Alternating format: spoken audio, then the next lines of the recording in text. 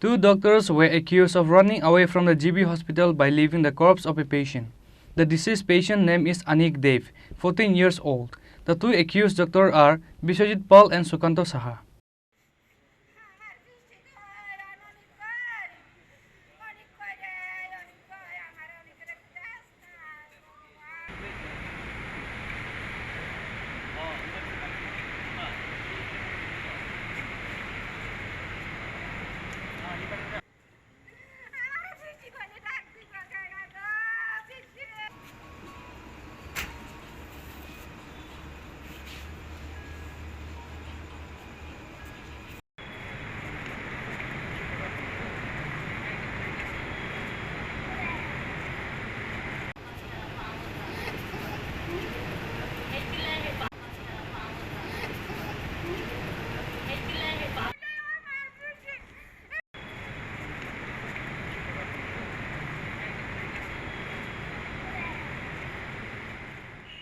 According to details of the incident, a 14-year-old minor named Anik Dev underwent surgery at Gomati District Hospital on Thursday.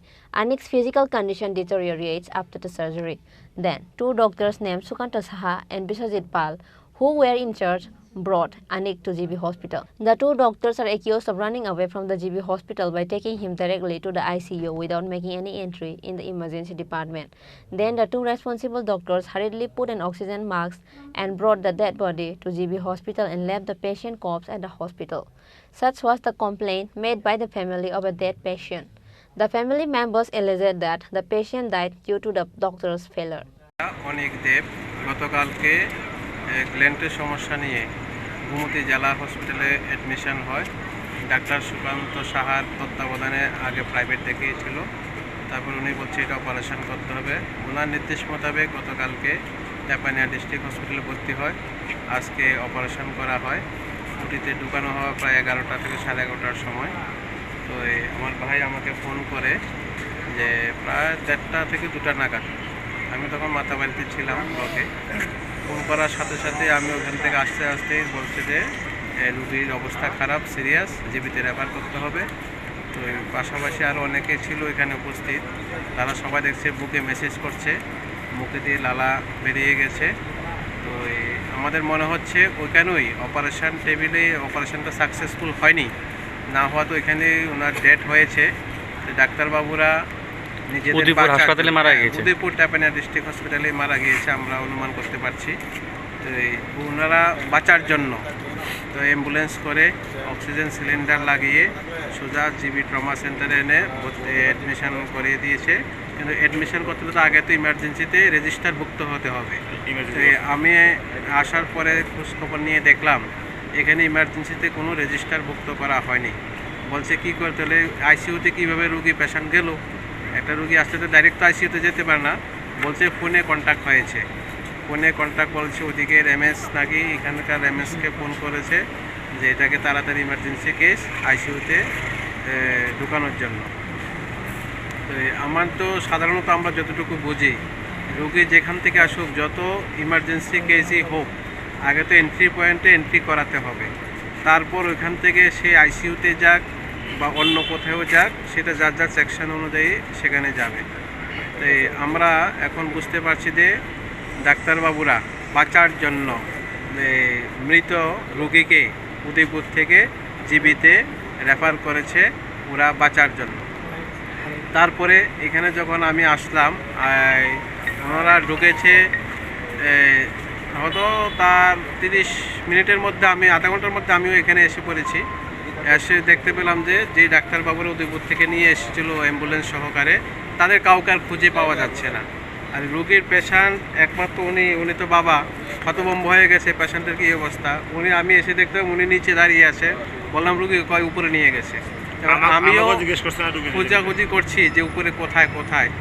আমি entry পয়েন্টে জিজ্ঞেস করলাম, বলছে না এই নামে কোনো পেশেন্ট নেই। এন্ট্রি ইমার্জেন্সি যখন আমি জিজ্ঞেস করলাম যে অনিক দেব নামে উদয়পুর ডিস্ট্রিক্ট হসপিটাল যদি রেফার কেস এখন রোগী সেটা আছে কি না, বলছে না আমাদের কাছে কোনো এন্ট্রি নেই, এই নামে কোনো রোগী নেই।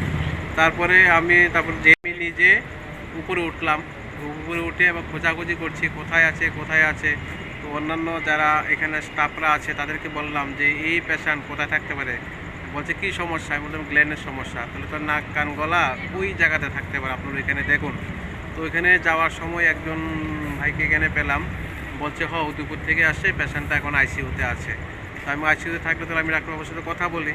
তো এখন আমি গেলাম ভিতরে, দেখতে পেলাম যে ট্রলিতে তাকে শোয়ানো আছে।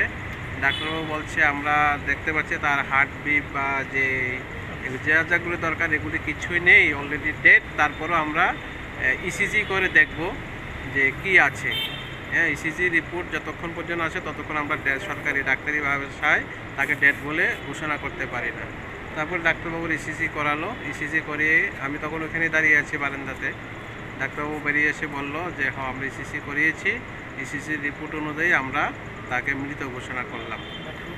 হ্যাঁ, আর উদয়পুর থেকে যে ডাক্তারবাবুরা এসেছিল অ্যাম্বুলেন্স সহকারে, তারা এই ওনাদের কাছে দিয়ে সেরেই তৎনগত পালিয়ে বেরিয়ে গেল। কেন আমার সাথে আমাদের পেশেন্ট পার্টির সাথে কোনো কথা নেই, আমাদের সাথে কোনো কথা নেই, এখানে ডাক্তারবাবু যারা আছে তাদের সাথেও কোনো কথা নেই।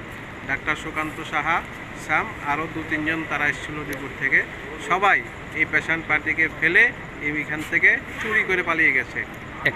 আমরা রাজ্যের মাননীয় মুখ্যমন্ত্রী তথা স্বাস্থ্যমন্ত্রীর আজকে আপনাদের সাংবাদিক মাধ্যমে আমি ওনার দৃষ্টি আকর্ষণ করছি।